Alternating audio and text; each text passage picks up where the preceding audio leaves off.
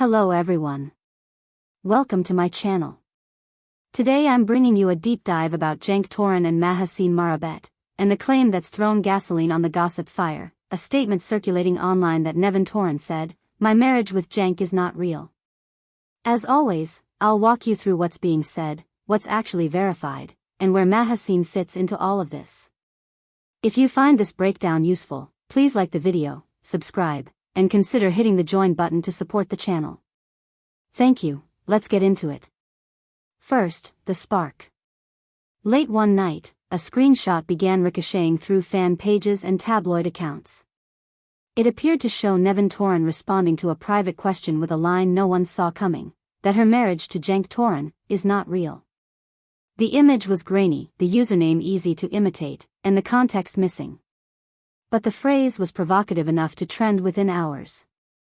Some took it as proof of a long-suspected arrangement. Others called it a hoax targeting a couple who, up to now, kept their home life out of the spotlight. And then there was a third camp asking the only sensible question: where is the original post, in full, and who can verify it? While that debate raged, the timeline got crowded with side stories. A fan compilation resurfaced Cenk interviews from the height of Azaret, pointing out that he almost never discussed his private life on camera. Another clip showed Mahassine Marabet praising Cenk's professionalism and calm on set, fueling threads that tried to draw a straight line from on-screen chemistry to off-screen entanglements. That's the pattern with industry gossip: a rumor shows up, and the internet races to reorganize old footage so everything looks like foreshadowing. Now, let's separate categories: confirmed facts, credible context, and pure speculation. What's confirmed? Cenk and Mahassine Marabet worked together closely on Azaret. Colleagues described them as punctual, focused, and polite with crew. Photos from set events show mutual warmth, the standard tone among co-leads who spend long days building trust for heavy scenes.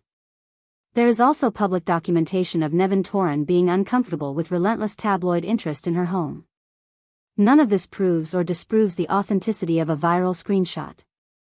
It does, however, give you the atmosphere: 3 adults, 1 very visible production, and an online audience that reads between lines even when there are no lines. Credible context next. In television, boundaries between image and intimacy get blurry in the public imagination. Contracts sometimes include broad morals clauses or press guidelines. PR teams try to keep the focus on story rather than speculation.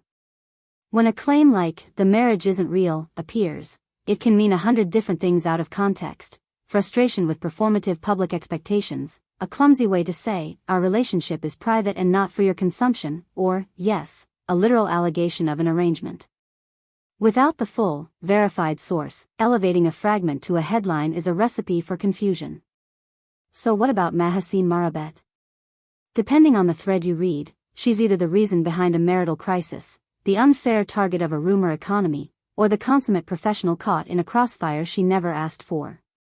Here's the sanest reading. Mahassine and Cenk carried a show that asked them to play vulnerability at close range. Viewers responded to their rapport. The industry rewarded that rapport with more attention. Attention drew speculation.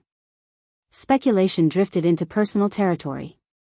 None of this requires secret romances or staged marriages to be true. It only requires an audience that's deeply invested in story.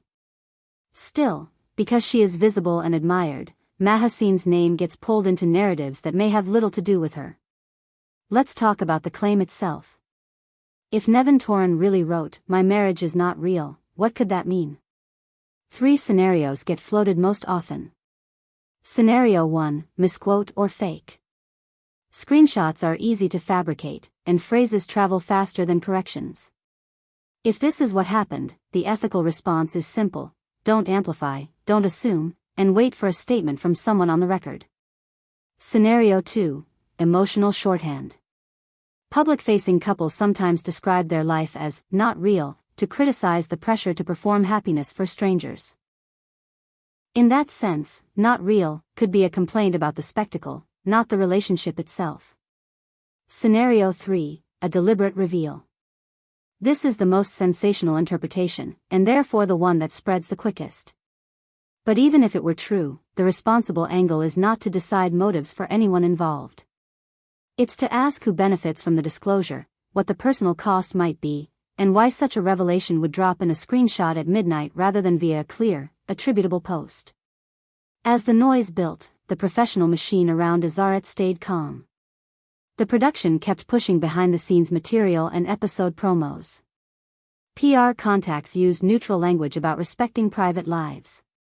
That's textbook crisis management. Keep the spotlight on the work, refuse to make an unverified claim bigger than it is, and avoid turning the show into a referendum on something subtler unfolded in comment sections under Mahassine's and Cenk's public posts. Fans began policing each other. One side demanded answers, the other insisted on boundaries. You could feel the tension of a media moment where audiences expect intimacy as part of the product. But intimacy is not part of a contract with viewers. Performance is. Story is. The rest belongs to the people living it. There is also a historical angle to remember. The entertainment world has always flirted with the idea of arrangements, from studio-era pairings to modern influencer soft launches. Sometimes the optics are management. Sometimes they're love. Usually they're both, because real relationships still have to survive calendars, call sheets, and commentary. The reason these stories endure is simple: they give audiences a way to keep the show going between episodes. If you're going to care, care with caution. So where does this leave Cenk Toran, Mahassine Marabet, and Nevin Toran today? In a triangle of expectations they never fully chose. Cenk is trying to be two things at once: the reliable lead who shows up, and the private person who doesn't owe strangers explanations. Mahassine is navigating admiration for her craft while resisting attempts to reduce her to someone's alleged backstory. Nevin, if she wrote the line at all, is signaling frustration with a life audited by people she doesn't know. That is the human truth under the trending tag. Here's my take, and you can quote me. The only responsible path is to treat the screenshot as unverified unless and until it is openly owned on a traceable account. If a conversation needs to happen, the most respectful forum is a direct statement, not whispers in the margins of a picture. Until then, we acknowledge that 3 people are more than the roles fan pages write for them. We also acknowledge that the interest in them didn't come from nowhere, it came from work so convincing it made you care. If you came for a verdict, I won't pretend to have one. If you came for clarity, here it is. The rumor machine thrives on certainty it doesn't earn. The grown-up response is to keep watching the work, keep an eye out for real statements, and allow for the possibility that you don't get to know everything. That is not a cover. It's respect. Before we close, a quick word to fans. Support what you love without turning your curiosity into a demand. If Mahassine Marabet posts rehearsal candids, enjoy them for what they are. If Cenk Toran shares a quiet frame from set, let it be a frame from set. If Nevin Toran ever chooses to speak at length, listen to her words in full context instead of letting a cropped image define her. People are not plot twists, even when they work in television.